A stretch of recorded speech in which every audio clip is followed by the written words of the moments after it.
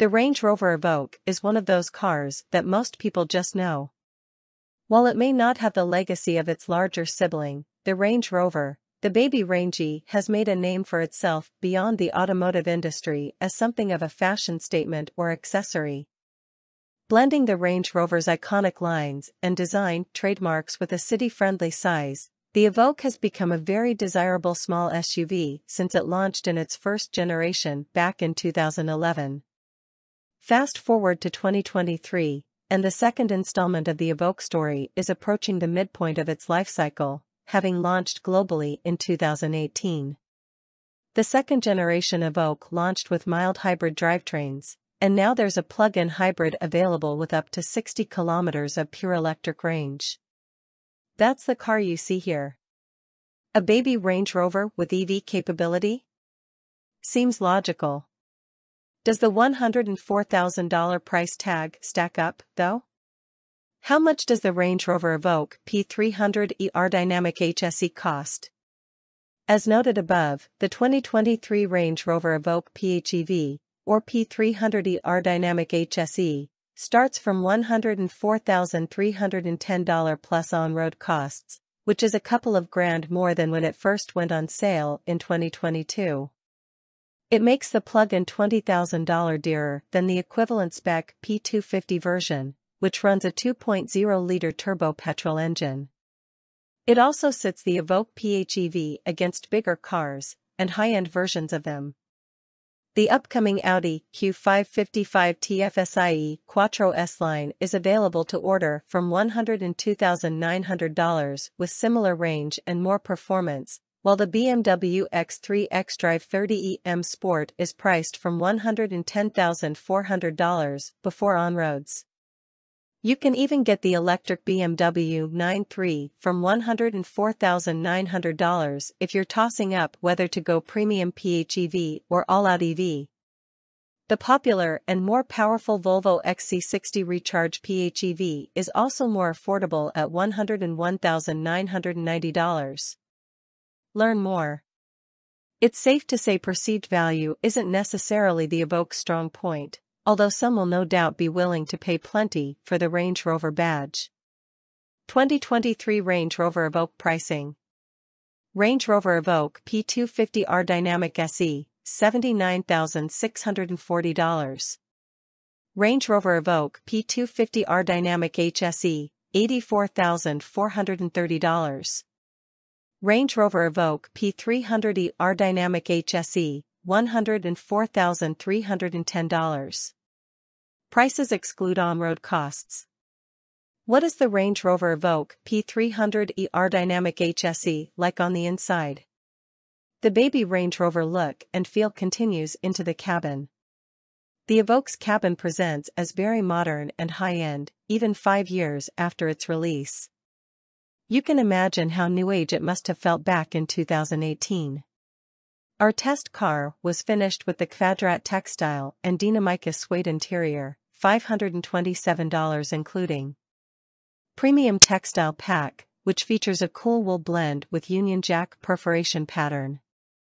I know a lot of people like leather, but the cool factor and comfort of this upholstery is top-notch.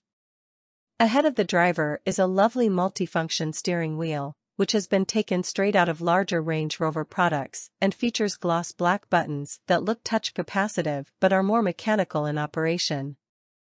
They're a magnet for fingerprints, so keep a cloth handy or make sure your hands are clean. Oddly, even the top-spec Evoque doesn't come standard with a fully digital instrument cluster. Rather, you get a 7.0-inch display nestled between two half-analog dials. The base cluster essentially offers the same menus and functionality as the fully digital one, and even parts of the dials are digitized. Why not just do the entire thing then? Range Rover will charge you $845 for the fully digital unit, which is rude on a $104,000 vehicle. Even worse is the $1,690 you'll need to splurge for a head-up display. Really? At least the front seats are supremely comfortable and offer a wide range of electric adjustment. As standard on the R Dynamic HSE specification, you get 14-way electric adjustment up front with driver memory, though steering wheel adjustment is manual, electric steering column adjustment is optional. Even with some of the more basic equipment items as tested, there's a real air of luxury in the cabin. There's as much soft touch surfacing as I've seen anywhere in the segment. There's a level of insulation that makes you feel like you're in a recording studio at times, and everything you touch feels high-end. It could be made even nicer with more leatherette surfacing with contrast stitching on the dashboard and door tops, for example, but the Evoque's cabin presentation is still up there with the best in class well into its life. Another feature nipped from the larger Range Rover models, albeit older ones, is the 10-inch touchscreen with power-adjustable angles. It's running the brand's latest software like you'll see elsewhere in the Land Rover and Range Rover portfolio, so don't think it's stuck in the past. It has native satellite navigation, wireless Apple CarPlay and Android Auto, and hybrid-specific menus and functions in this variant. It also comes standard with a year's worth of connected functions, including a data plan, though DAB radio is a silly $520 option. If you're like me and just stick to smartphone mirroring, the wireless Apple CarPlay connection was faultless during my time with the Evoque, and like the native interface everything works swiftly and smoothly. Lower down is a touchscreen interface for vehicle functions like climate control, drive modes, and off-road settings. It's quite swish, and again is nicked from the brand's larger models. It's simple to navigate, more in line with Audi's latest MMI touch system rather than some other, more fiddly units. The Evoque, despite being classified as a medium SUV by VFACTS segmentation, is more in line with the small SUV rivals like the BMW X1. At 6 feet 1 inch I can sit behind my preferred driving position, but it's snug rather than spacious. Put anyone taller than I in the driver's or front passenger's seat and an above-average adult won't be happy in the second row for long stints. Our test car's optional panoramic sunroof, $2,990, didn't impede headroom too much thanks to the Evoque's somewhat boxy shape, even if the roofline appears to be quite tapered from the outside. Separate temperature controls in the rear are another odd option, and at $1,300 they're quite expensive.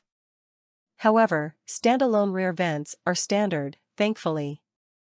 Map pockets, USB-C charging ports and a fold-down center armrest with cup holders are handy amenities to have, as are the Isofix anchors on the outboard seats as well as top tether points for all 3 rear positions.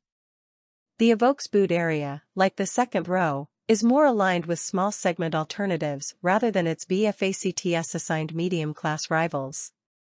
With 472L in 5-seat configuration and 1156L with the rear seat backs folded, not very flat, mind you, the Evoque is much closer in luggage capacity to a Mazda CX-5 than a BMW X3. It's definitely one of the smaller boots in this class. It's a nice and square area, all things considered, and there's a little nook with netting to the side for smaller items. Unlike some PHEVs that only supply a tire repair kit, the Evoque features a space-saver spare wheel under the boot floor. What's under the bonnet?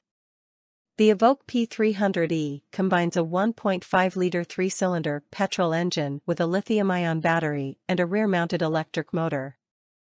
New to the Australian market, the turbocharged 3-pot is based on the unit offered on entry-level models overseas, tuned to deliver 147 kilowatts. The electric motor develops 80 kilowatts per 260 Nm on its own and exclusively powers the rear axle. Meanwhile, the 15 kilowatt-hour lithium battery is largish for the class and is mounted under the rear seats. Drive is channeled through an 8-speed automatic, not a 9-speed like other models, with all-wheel drive standard. Range Rover says, as well as being 5 kilograms lighter than the 9-speed transmission used in the other models, the new 8-speed delivers enhanced refinement and shift feel and is an integral part of the hybrid system. The Evoque P300e develops a healthy 227 kilowatts and 540 Nm, good enough for a 0 to 100 km per hour time of 6.4 seconds, making it the quickest variant. Combined fuel consumption is rated at 2.0 L per 100 km on the combined WLTP cycle, with combined CO2 emissions rated at 43 g/km. Range Rover quotes an EV range of up to 62 km, and the Evoque PHEV is capable of driving in EV mode at speeds up to 135 km per hour. Above the speed threshold, the e-motor is decoupled to reduce drag and increase efficiency, not that you'll be reaching this velocity on public Australian roads. Unlike most PHEVs, the Evoque P300e supports DC fast charging, at speeds of up to 32 kilowatts.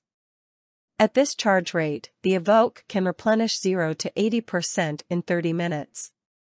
Using a 7 kilowatts AC wallbox, the battery can be recharged from 0-100% in 2 hours 12 minutes. How does the Range Rover Evoque P300e aerodynamic house drive? It may be relatively small in stature, but the Evoque has a big car feel on the road. The PHEV in particular feels quite substantial from the moment you start rolling, in silence, no less, partly due to its inflated curb weight compared to the equivalent P250 mild hybrid, 2,089 kilograms versus 1,794 kilograms. I got a similar feeling from the Volvo C40 Recharge I drove recently, which with its tall and fairly boxy proportions and hefty weight of its electrified underpinnings felt more solid than its segmentation might suggest. Being a Range Rover, comfort and refinement are a priority, and the Evoque largely delivers, particularly in this P300e specification. If you regularly charge the PHEV, which is what you should be doing if you're buying one, most of your daily commuting will be done on electric power. This really ups refinement in town, particularly in stop-start traffic. Power delivery is smooth and linear, but the 80 kilowatts e-motor at the rear isn't going to feel particularly quick if you need more muscle.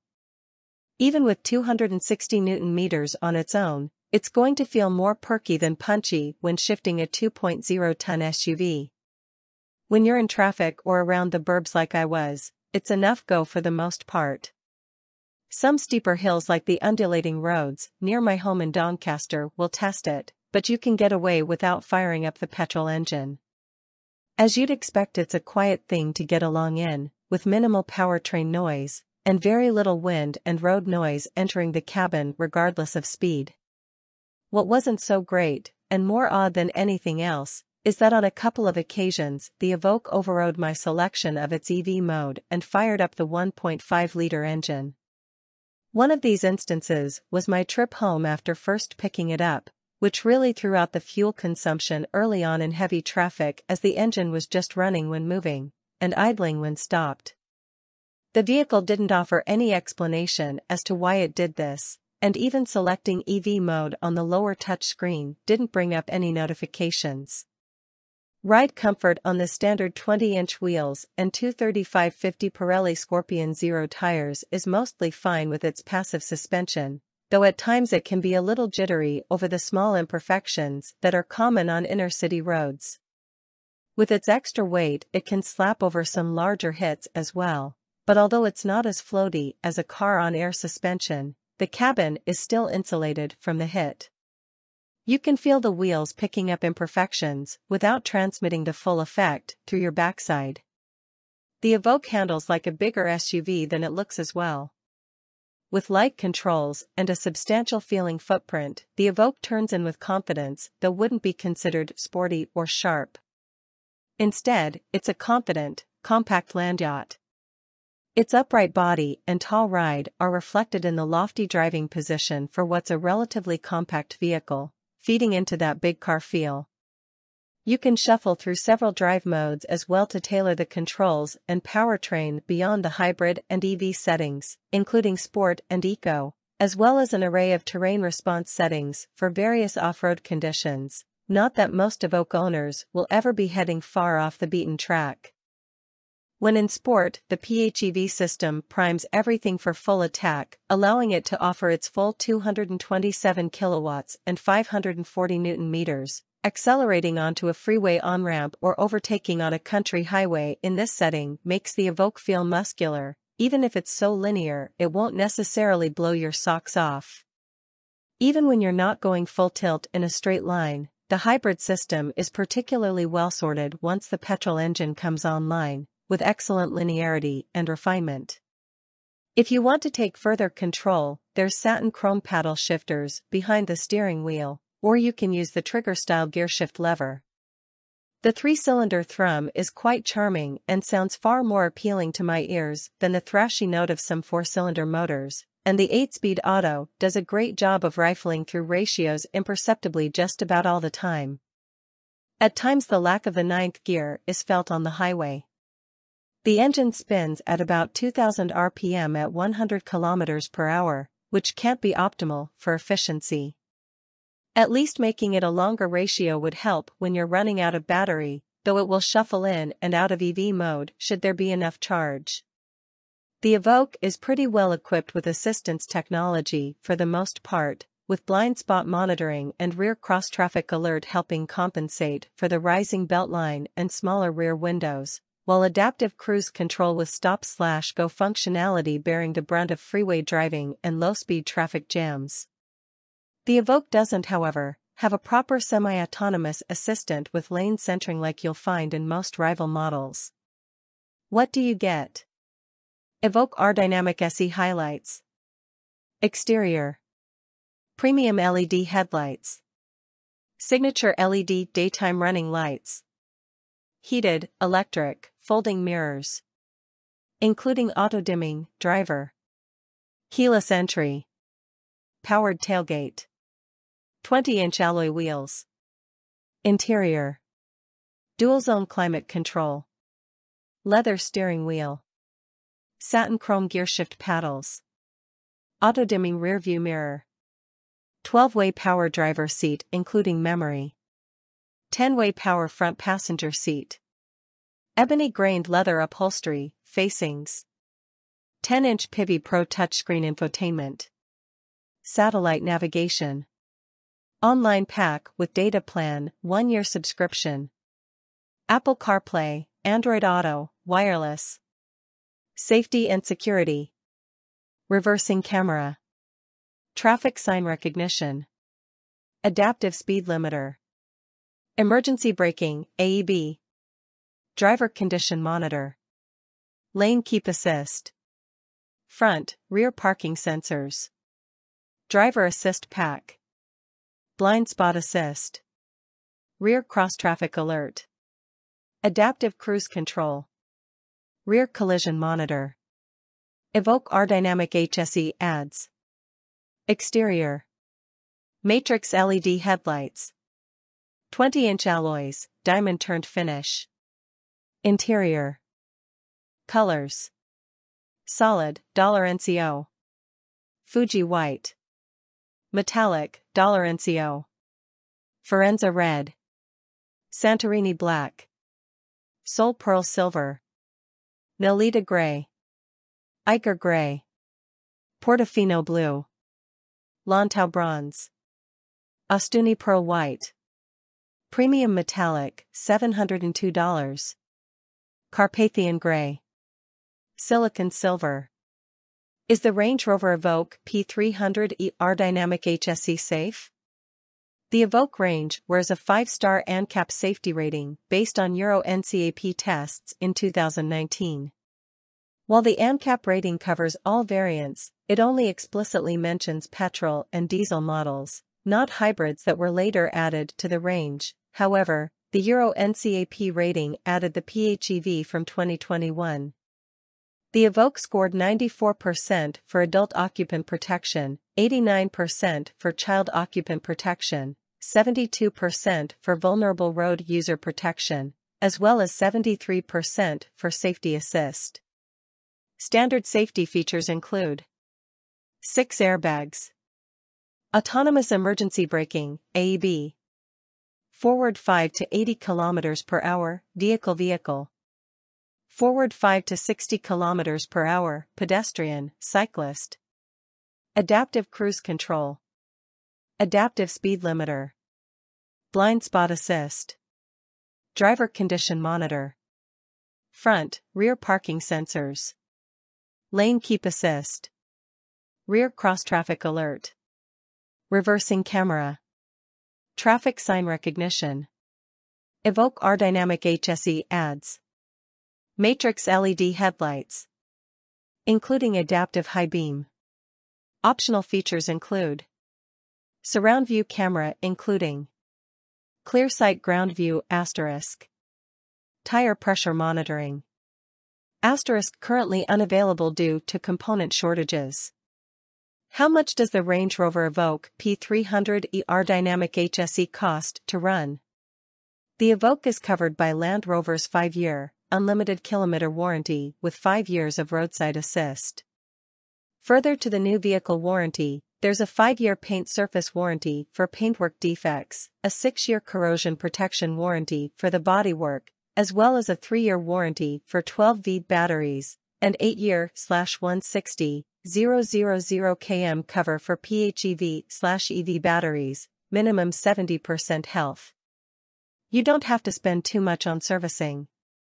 Land Rover offers 5-year/102,000 km service plans across the range, and for the Evoque, including P300e PHEV, this retails for $1,950 or $390 per annum. Quick Division will show you that service intervals are 12 months or 20,400 kilometers, whichever comes first. I finished my week with an indicated 4.6L/100 km over 473 kilometers. This included a week's worth of peak hour commuting to and from the office, as well as daily errands and some more extended stints. I didn't charge the Evoque every night, so include a day or so in there where the car was operating as a conventional hybrid with no usable EV range. The Evoque would often show around 55 kilometers of EV range with a full battery, and I'd usually be able to get to work and back home without firing up the petrol engine if left in EV mode. My daily commute is between 22 kilometers and 26 kilometers each way depending on the route I take, so 50 kilometers of real-world range is easily achievable. I also used a free 50 kilowatts public charger in Coburg to test the DC charging rate, and replenished 11.38 kilowatt-hours in 37 minutes. Again, not bad. Car experts take on the Range Rover Evoque P300e R Dynamic HSE. My first Range Rover was a good experience, but even as PHEV believer, I'm not sure I'd be picking the Evoque P300e. Considering it's virtually identical in spec to the P250R Dynamic HSE, the $20,000 price hike means the drivetrain needs to be bloody perfect for over $100,000, and I just don't think it's good enough. Yes, it offers pretty good real-world EV range, but as we experienced, the drivetrain would on occasion override the EV mode to fire up the petrol engine without warning, and the added weight of the hybrid components numb the dynamics and make the Evoque feel a little clumsier over city bumps, especially on the big standard wheels. I will praise the excellent on-road refinement, both in terms of drivetrain smoothness and drivability, as well as cabin insulation. Unlike some entry-level luxury products, the Evoque feels like a genuinely premium product. Plus, the 5-year warranty and affordable service packages should give added peace of mind if you're wary of British reliability and running costs. And, does anyone buy a Range Rover for the value anyway? There's added weight to the storied British badge that to many will put the Evoque a cut above Audi, BMW, and Mercedes-Benz equivalents, correctly or otherwise. The lack of features like a standard digital instrument cluster and proper semi-autonomous driving assists reminds you of the Evoque's age, however, so a midlife refresh, which shouldn't be far off, is an opportunity to bring the Evoque in line with Range Rover's latest and greatest.